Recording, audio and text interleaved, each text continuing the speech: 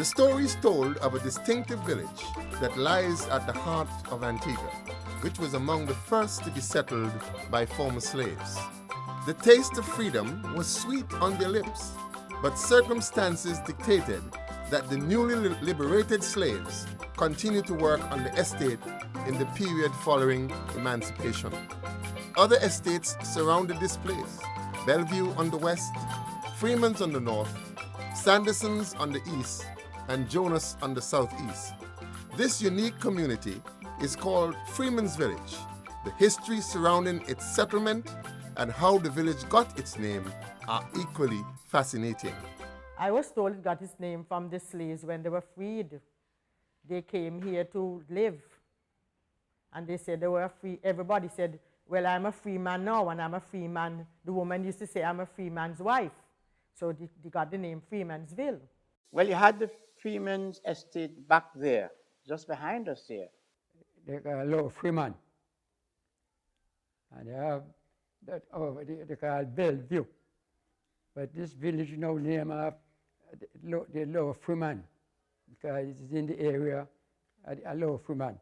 So they call it Freeman's Village. Well, Freeman's Village got the name from the estate, which was Freeman's Estate, and the government got a part of it, the part that is called a village, so it's Freeman's Village. Even more puzzling than the origin of the name is that the village also has an earlier name, the meaning of which is left to interpretation. The village named Freeman's Village. The people have a way to say, give it a name by saying, me come from Fanchobel, which means I come from Freemanville, but if they say Freemanville, they say Fanchobel, which means you can make a fool of you because you come from Freemanville. They said the old people were so bad, so terrible, so mischievous, they love make mystery, that they call it Fanchobel. Perhaps the greatest mystery that is still to be solved is whether Freeman's Village really does have the coveted distinction of being center of Antigua, as many have suggested.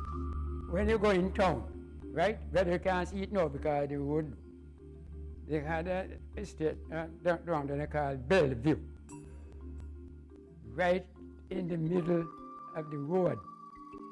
You did have a stone. Yes, right at Bellevue Estate, right at Bellevue down there, right at the side of the road, there was a stone that was the exact spot that marked the middle of Antigua. Maybe you must have still down there. I believe they've taken it. The stone was right there, and it had writing in it. And it would have a tree they call a baobab tree. After you leave Clarksville. That was the oldest tree in the island. But this tree never have a leaf, but they say there's something called baobab. And they said that marked the center of the island. Whatever the result of that conundrum, Freeman's Village has laid claim to that particular bragging right, and the argument is quite convincing. But everybody seems to be competing now to be in the center, but I know that we are in the center.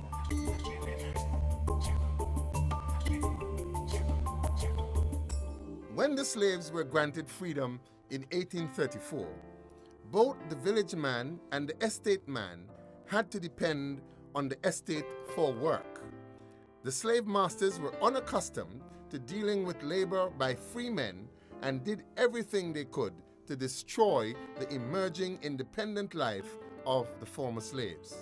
They imposed the same cruel treatment that was meted out during slavery. Consequently, Freeman's Village residents labored and toiled hard on the plantations to pay less than what was required to clothe, feed, and shelter a slave. You had to work hard, long hours, a little bit of money. They work for 5 pence and 6 pence a day. The farming is 1 and 8 pence for ratoon, 2 and 6 pence, which is 60 cents for the plantain. Ratoon is after you reap the plantain. When you cultivate the land, you plant you cut plants and plant them in the furrow. After those develop the cane, when they reap that cane now in the crop, the trash is what you call the cover the bank and so. So when those shoots come up now, that is the ratoon. But an estate was too big for any one person to manage.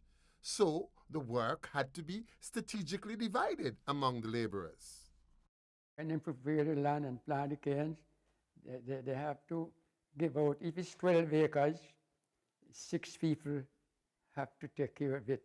You do an acre this week, one next week, that you rotate it that way. Children were not excluded from arduous work. Estate work was a family affair. When children get holiday, they have to go on the estate to work. They call it small gang. After the cane, after they reap the cane from the cane field in the crop, they call them cart path. They have to tough the trench with the trash so that the cart can travel from that until they reach out at the barricade. The barricade is the end of the cane field. You have a cane field here, you have a barricade here, that go that way, and then you have a next field to the west, and that continue right through the whole estate. So anything after the end of the cane field is the barricade. So you can travel on that. Boat, your foot, a cat, donkey, horse, anything. That is the road, where they call it barricade. Farm work had to be completed by the Friday of each week. Therefore, children were often taken out of school on that day to help their parents complete the work assigned. Parents have to finish their farming by Friday in order to get their money the Saturday. If they don't finish the farming, they don't get any money. So the parents have to borrow the children from school and Fridays finish the farming so that they can get that money on Saturday to provide the food for Sunday. I was reared by an aunt. Life there was a little easy because my aunt's husband used to work at the factory. He was a hard-working man. He used to work his ground. And my aunt used to sell fish and provision. Though she used to have to go to Guyana, near to Freetown, for the fish.